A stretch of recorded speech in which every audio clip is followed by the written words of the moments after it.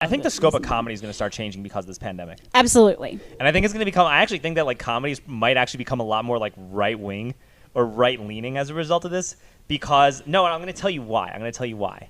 Because generally speaking, it's like the people on the right are a lot more comfortable with going out and socializing in person and going to bars and being around each other and doing all that stuff versus people who are on the left. And generally speaking, comedy lately has been very liberal. It's been like, and it's almost like too liberal, right? Like, well, it's been very liberal. It's been very ethnic, right? So it's like, it's been very like, how many women can we get out there? How many gays and lesbians, LGBTQIAs can we get out there? How many, like, we need more black people. You're Jewish, black, Colombian, Persian, get in there. Like, and you got a mental illness. Dude, you got this. Yeah, get in there. Tell all of your stuff. Everybody get in there. Like, more voices. And as all of us are at home, what's going to start happening is, that makes sense, is then suddenly we're going to have like a resurgence of plaid shirts and trucker hats and dip.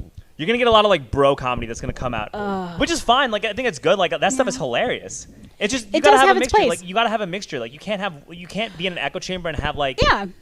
I think like the pendulum's got to swing, right? So, but I think what the hope is, what will happen is that it will continue to be influenced, right? So it's like, and we went through this in class. When we teach, we talk a lot about like where the pendulum is now.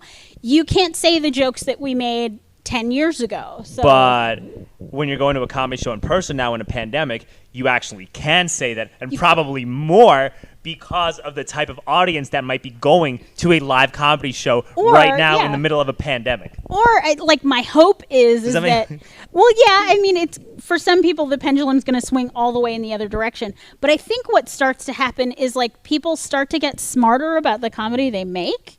So it's not that those things aren't funny. It's just that they've already been done, right? So it's like maybe, hopefully, we get smarter. And yes, the pendulum swings in another direction, but hopefully the comics get smarter. So we force people to think a little more. Sure, but we also cannot be canceling people for saying like something that like quote unquote offends people, because there is a line in comedy like about what's funny and what's offensive, and if people are so worried about going over that line, comedy stops becoming funny. So there's got to be like, I think what you do is you challenge people to get better, but also like you got to be strong enough to deal with it, right? So it's like, I think how you make the joke has to get funnier. So I talk about like, I grew up with, we had family friends that were Vietnamese. Yeah. And, 10, 15 years ago, everybody had like a nail salon joke, and they would do, their version of a Vietnamese accent.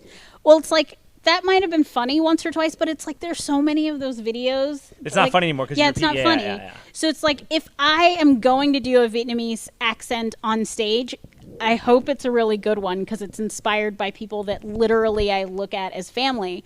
But also, I want to make those like the strongest characters on stage. So I'm hopefully flipping the joke on its ear, as opposed to just making them the butt of the joke. So for me, it's like, I hope I'm getting smarter, and I hope I'm bringing the audience with me. Yeah, you don't want to say the same joke over and over again. Yeah, but that, it's like, tired. Yeah, and it gets tired. And it's good that like the pendulum is probably flipping, because we've been hearing the same joke on SNL for the past 4 or 5. We've been hearing the same shit on SNL from the other standpoint. So it's like, you got to flip that pendulum, and you got to make comedy has to be funny, because I know a lot of people that are not watching SNL anymore, and SNL used to be hilarious back in the day. Well, and I think what's got to happen is like, but if you go all the way to the right, they have to do better than just making fun of the left or going backward and making fun, like, oh, are we gonna make fun of black people? Like, what you gonna make fun about? You gonna make fun of black women for being the most educated subsect of our like? No, you wouldn't do that. No, of course. I think mainly what you're probably gonna be doing is, I think it's probably gonna be like, there's probably gonna be a lot of conspiracy theory stuff that's gonna come into comedy now. Yeah. That's what I think is gonna happen.